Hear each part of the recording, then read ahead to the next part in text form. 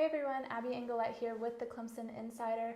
Here on Abby's Angle today we have special guest Katie George. She is an anchor and a sideline reporter for ESPN ACC Network. Katie, thank you for being here. Yeah, thanks for having me. Excited to be on. So today we're going to be talking about the weather for this weekend. It's been a huge determining factor in some other games. I know when we played UNC Chapel Hill, the heat was a really big factor. I mean, I think that could have been probably one of the reasons why it could have been a close game with the turf.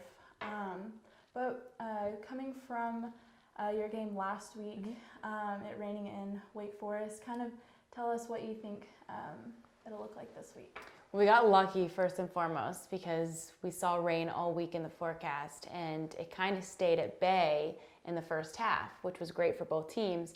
And then at halftime it started raining, and then by the third quarter it was really coming down. And you just saw it was the tale of two halves because the rain obviously plays a factor in the passing game for sure. Obviously, when a quarterback's taking the snap under center. And we talked to Dave Clawson at Wake Forest, and he said, we've practiced with a wet ball. We saw at practice coaches dunking footballs into buckets of water before handing it to the center, and they would snap it to the quarterback, and then obviously the quarterback making throws to wide receivers. I think the psychology of it is kind of more important maybe for these players of, okay, we've done this, we've been here. I feel confident now that it's not something new that I'm trying to adapt to in the middle of it. Where Florida State, they did not practice much using a wet ball. And some of the players told me, well, I didn't even realize it was going to rain. Well, in my opinion, that just seems a bit unprepared. And I think that showed in the second half for Florida State because Cam Akers, who is phenomenal at ball security, ends up fumbling the ball. Last drive, James Blackman takes a snap from center, bobbles it, and that's how the game ended for Florida State. Rain, obviously, playing a factor. But I had a chance to catch up with Amari Rogers on Thursday, and I asked him, what do you think about the rain? Does that affect the way that you play? And he said, we balled out in the ACC championship game last year, and it rained.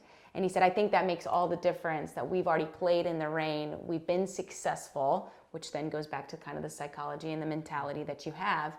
And he said, so I'm not necessarily concerned. We know what we're capable of, even if it's rain or shine. And so yesterday, Clemson was able to use a wet ball in practice just to prepare their guys for potential conditions that we could see.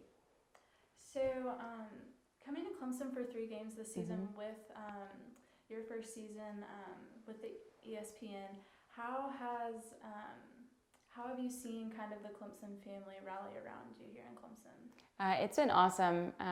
I've been, blown away just by the hospitality. I came down for a Louisville game, I think in 2016 when Lamar Jackson was still on the team, and we had that battle of a game, and I was covering Louisville in local news, and I was floored by the fact that people were so nice. It's like, is this real? Is this genuine? Are people just this nice and hospitable? And every time that I've come to Clemson, whether it's for volleyball or covering now for the ACC Network, football or volleyball, people just are the same. And I really appreciate that. And I think that Clemson fans have taken to the ACC Network, and I hope that they like the product that we're putting on TV and the way that we're covering their team.